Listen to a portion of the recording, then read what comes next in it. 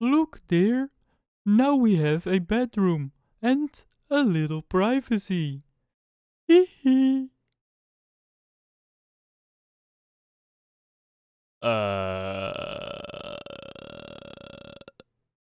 This game isn't as weird as it looks, okay?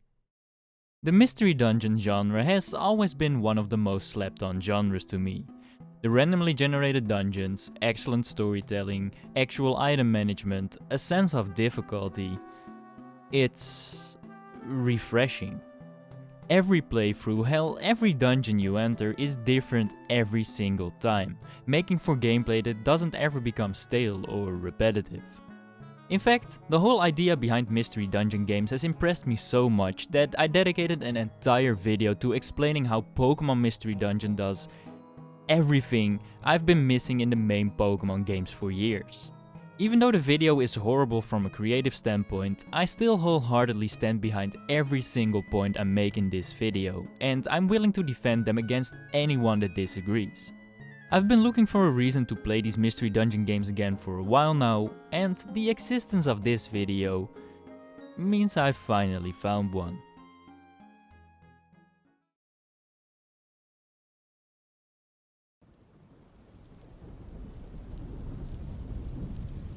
So here I was, on a cloudy evening, mulling over the fact that I am terrible at Devil May Cry 1. I close the game out of frustration and boot up this website, looking for something less frustrating to play. I scroll for 15 minutes, they become 30 minutes, they become an hour, and then my eye catches this funny looking cover art with the game's title being Taloon's Great Adventure.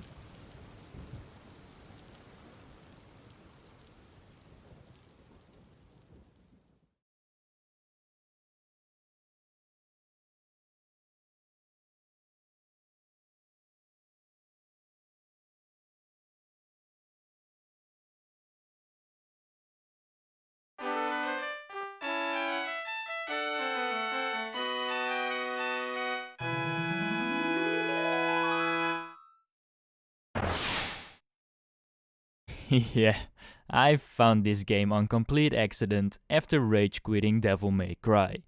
I guess a higher power just wanted me to find this for some reason. Torneko no Daiboken, Fushigi no Dungeon, or Taloon's Great Adventure for short, is the OG mystery dungeon game. With its age of a whopping 27 years, it's actually 3 years older than the person you're listening to right now. Now, the reason you've likely never heard of the founder of the mystery dungeon genre is because the game never left Japan. Its sequel, Torneko The Last Hope, did after the first game made a splash in Japan, but the game sold so fucking bad and was so ill received in North America that they just got the hell out of there and released the third and final game for the Japanese audience only. Regardless of the series never obtaining any real audience outside of Japan, the concept was unique and inspired a number of developers to transform other franchises into these mystery dungeon games that still continue to impress me until this day. Even Tsunekazu Ishihara, the president and CEO of the Pokemon Company, directly credits Taloon's Great Adventure for the existence of the Pokemon Mystery Dungeon series, a series that I've been enjoying for 15 years now. The dude just decided to play this game on his off day and was so impressed with the game's depth and quality that he was like, yeah, fuck it dude, let's do this for Pokemon as well. It's a very funny story to me. So yeah, with even the CEO of the Pokemon Company approving of this game, I just had to see what this founder of the genre was all about.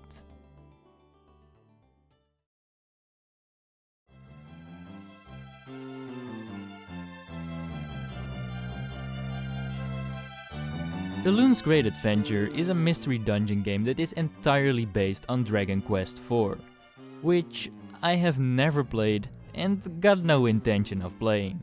So if at any point in this video it sounds like I don't know what I'm talking about, it is because I don't know what I'm talking about. Speaking of which, the game doesn't really seem to know either.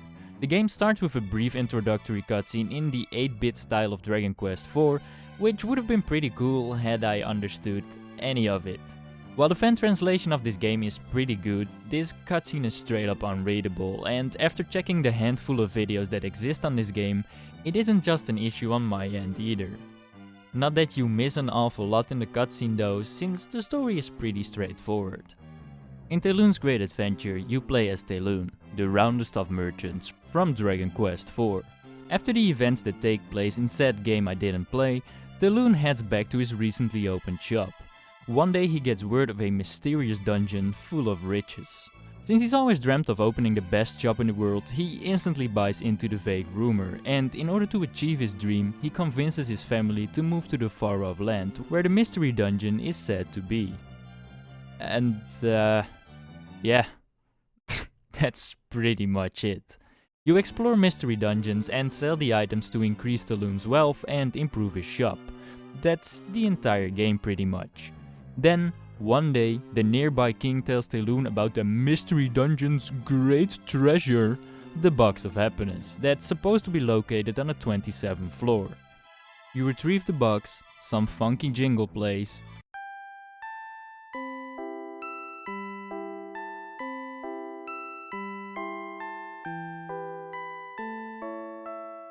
everybody's happy, and then the credits roll. This has to be the shortest, most shallow story I have ever covered on this channel. Upon seeing the credits roll, I was caught off guard so much that I had to double check if I didn't download the demo instead of the full game by accident, but no, that was really it. Despite this actually being the full game, I think labeling it a demo is actually very fitting, now that I'm thinking about it. The game is just super rough around the edges and incredibly short at its core.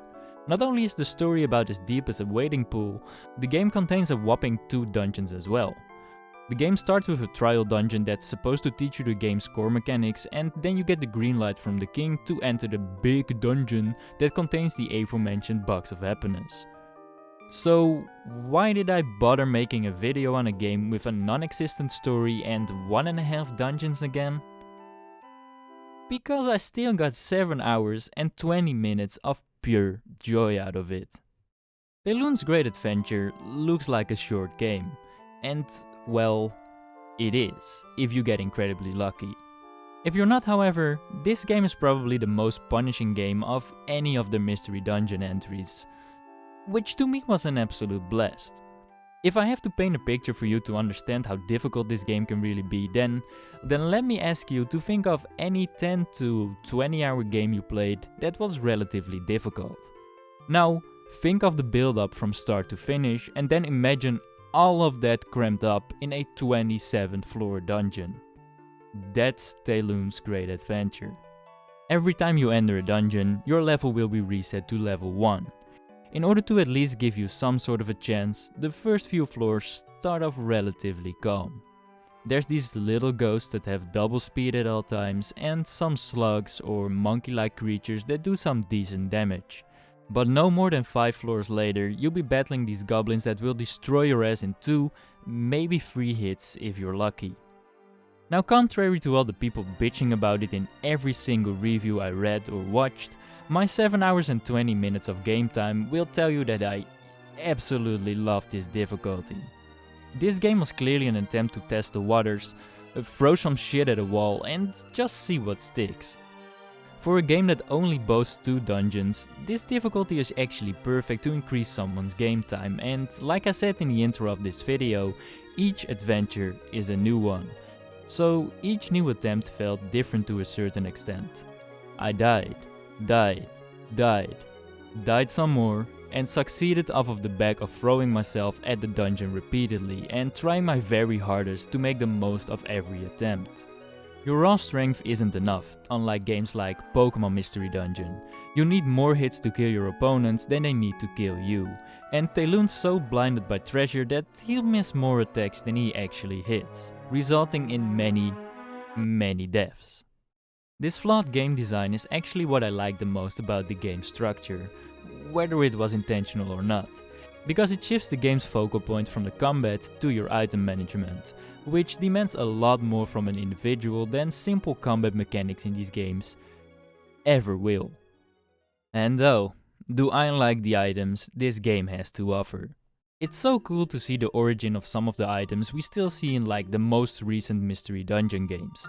You can pick up and read these scrolls to i.e. uncover the floor's layout, reveal enemy positions, or show all item locations, which are all still very much present in the Pokemon Mystery Dungeon games I grew up with. And then there's of course the classic hunger mechanic where you need to feed Taloon bread to keep him saturated. Not a very realistic food pattern, if you ask me. Overall, the items are pretty standard compared to later games, but considering this is the first ever Mystery Dungeon game, I'd say they did a fairly decent job thinking of these and balancing them out. Upon entering the dungeon, you'll primarily search for some equipment for Taloon in the form of a sword and a shield to boost his attack and defense respectively. Additionally, there are a bunch of rings to collect that have an effect on your stats or hunger, and last but not least, you can find various staffs that also have a bunch of different effects. I know that sounds like a poorly written script, but the reason I'm being so vague and cryptic is because the game is just as vague. Upon collecting any of these, you don't actually know what you picked up. The item will have a name, but in order to figure out its effect, you'll need to find an identify scroll. Now, at first I thought this was an alright idea to make the game a little harder. Make the player hold a -3 strength weapon for a while without them knowing. That'll teach them idiots. But the more I played, the more I figured out this mechanic just really didn't work all that well. There are far too little identify scrolls in the dungeon, and thus you're pretty much always walking around with items that are yet to be identified. And I mean, you can tell you picked up a weapon or a shield, but in order to figure out what the wands actually do, you'll have to swing them because of the lack of identify scrolls. If it then turns out you're swinging a cloning wand, then good luck fighting more ridiculously hard enemies, my friend. In a fair world, this mechanic could partially be cheesed by just equipping the different weapons and shields and check the stat changes. But life isn't fair.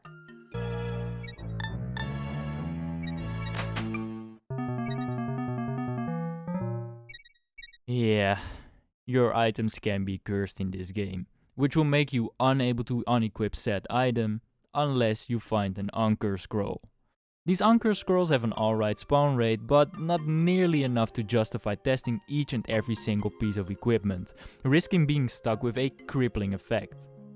The more I played, the more I figured out the weapon and shield tiers, but a -3 strength high tier weapon is significantly worse than a mid tier neutral weapon. Because of the lack of identify scrolls and the risk of equipping a cursed weapon, you essentially just have to gamble the higher tier weapon is good, only to find out it's a -3 strength cursed weapon 15 floors later. You're just pushed into a corner where you have to try to get the best equipment to fend off enemies, with the risk of equipping a ring that drains your belly twice as fast or lowers your maximum strength, a weapon that tickles enemies rather than hit them, and a shield that is the equivalent of defending yourself with a glass window.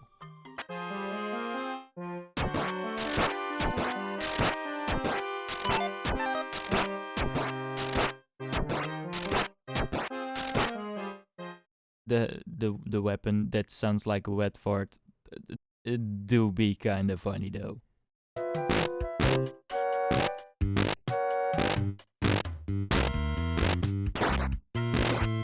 But yeah, the whole idea behind this stuff just doesn't really work. You get punished for trying to upgrade your stats with no way to quickly fix it before some schmuck destroys your dreams, and that's just not how an equipment system like this should work. The rest of the obtainable items make this situation a lot more bearable. You can obtain an outside scroll to exit the dungeon at any point and save your money, there's a save on the 10th floor that prevents you from losing half your money upon dying, and the rest of the items are all intended to aid you in combat. The variety of shit to combat enemies with is actually surprisingly impressive. There are scrolls to upgrade your equipment with to relieve some of the pain caused by equipping a cursed weapon, and the rest of the items are all meant to have some sort of an effect on your enemies. The more hours I sunk into the game, the more I started to appreciate the whole idea behind this arsenal of items. Every item has its use in one way or another, and the game truly became an experience where you had to gamble what item was best to take with you, due to the game's limited inventory space. Through trial and error, the game teaches you what the most powerful items are, and it doesn't take very long for you to realize you should save items like models or blazes for the most powerful enemies to respectively make them run away or annihilate them in a single hit. Not only because you will demolish them in a few hits, but because they give the highest amount of experience. Efficiency truly is key in this game, and that's what makes this item management as fun as it is. You save up the most powerful shit to bail you out of dangerous situations, and then you use stuff like the Thunder Staff, Blinding Herbs, Confusion Herbs, whenever you're in a less dangerous situation to rack up some experience. And then they even give you a ranged option in these different types of arrows as well. Besides, some of the items have some cool ass effects too that I actually hadn't seen in a mystery dungeon game as of yet. Like, you got this repel scroll that will deflect all attacks if you just stand still on the spot you placed it at, and there's also the bang scroll that causes explosion damage to every single enemy in the entire room, making monster houses nothing more than a slight inconvenience.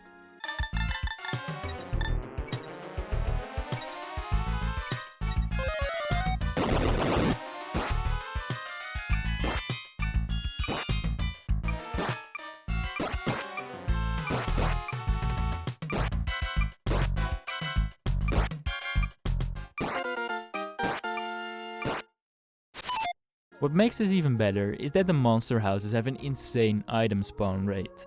I literally felt like a kid in the candy store every single time. Monster houses essentially become a way to restock your good items thanks to the bank scroll, which you're gonna desperately need due to the game's biggest problem I am yet to get into.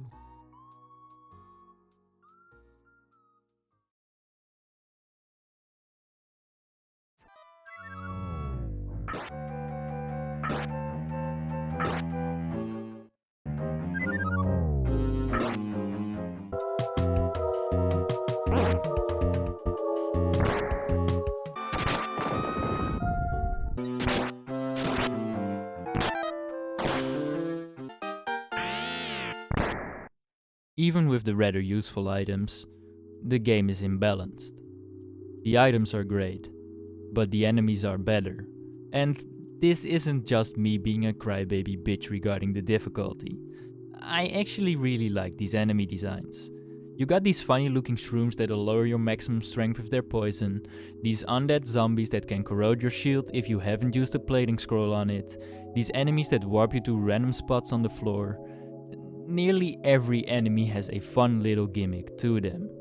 But as much as I appreciate them, they're also just straight up unfair. If this witch casts its sleeping spell, you can be damn sure you'll never wake up again due to its ability to recast it before you can move. If this dinosaur uses its room-wide confusion ability, it spells disaster. If you get cornered by these dudes that are able to repeatedly downgrade your level, you're in for a bad time. And then there's of course the demon cats that kill you in 3 hits and are always at double your speed. The game is fun, but is never fair. By the 15th floor, you'll be completely reliant on your items, because the enemies can kill you in fewer hits than you can kill them. And by the 20th floor, it becomes an entirely luck-based game. Due to limited inventory space and not every item being an S-tier monster annihilator, you more often than not burn through your resources faster than you can collect them, resulting in death more often than not. And then, you finally hit the jackpot on that one miraculous run, collect the box of happiness on the 27th floor, use the outside scroll you had been saving up all dungeon, and...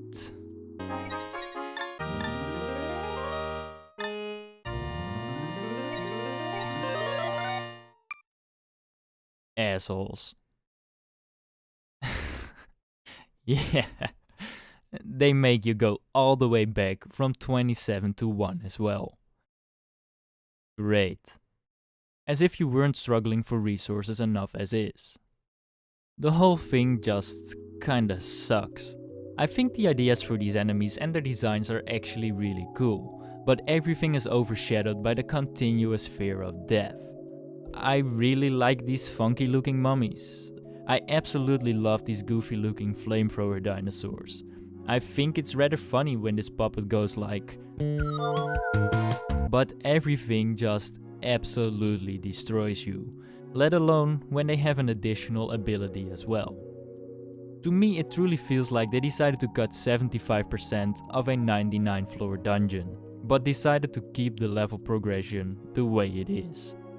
No matter how hard you try, you'll never be able to match the rise of the difficulty, and that is just rather unfortunate.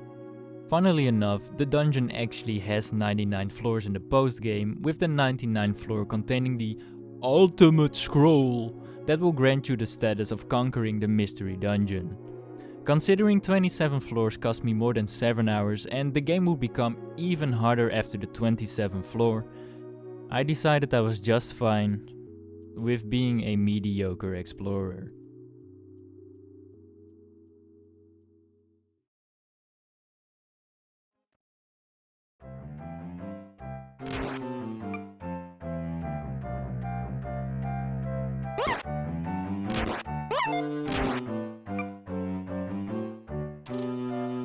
The music in this game is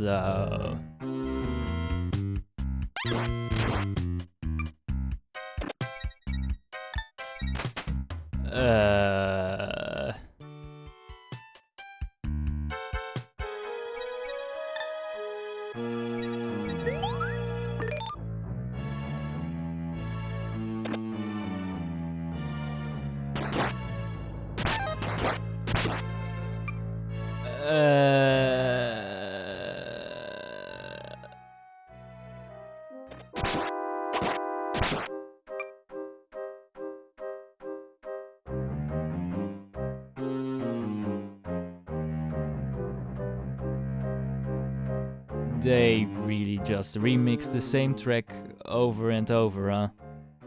You can really tell the developers didn't really know what to do with the game's music. With there only being 2 dungeons, changing up the music entirely mid-dungeon would have been really strange. So they just decided to remix the same tune every 2 floors, which worked out pretty alright if I'm being brutally honest. It prevents the music from becoming repetitive while simultaneously not feeling like it disconnects areas from one another, like a different soundtrack probably would.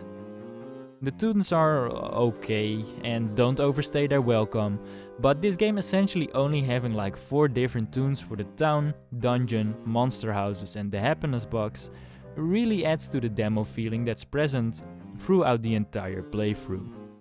And I think this demo feeling is what this entire video really boils down to.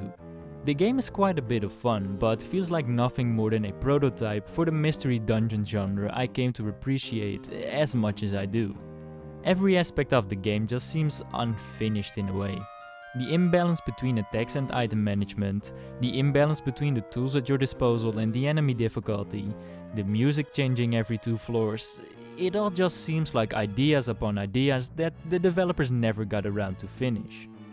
And then there's also Taloon's shop that could have really been less bare bones than it actually is. Upgrading your shop, despite being the initial goal of the game, really grants you nothing. After a couple of upgrades, the most you get out of it is being able to take 2 whole items into the dungeon, but as I've already explained, the sheer amount of items you burn through really don't make this feel like a bonus at all. With every shop upgrade, new villagers will appear at Taloon's shop, but they don't have a personality whatsoever. They're just explaining different mechanics of the game. And let's not forget about the abrupt ending either after collecting the Box of Happiness. But if my previous Grand Theft Auto 3 video taught you anything, it is that these foundation type games with all of their flaws don't have to be unenjoyable. This game isn't all that good, but I didn't sink 7 hours into it because I hated it. Every time I'd get destroyed, I got excited for what would happen the run after. What would the item spawns be like this time? Would the enemy spawns be favorable? Would I finally make it? The excitement of the unknown just pulled me in again and again, trying over and over again until I finally got that incredible feeling of taking the trophy home. This game was the first ever dungeon crawler that was made before I was even born, and for a prototype like this, I'd say it most certainly did deliver and was a fantastic foundation for every game that followed this one up in one way or another. Would I recommend this game for anyone that's looking to get into the mystery dungeon games? Hell no. But if you're already familiar with the genre, I'd say this OG game is a must play. That being said, good luck. You're gonna need it.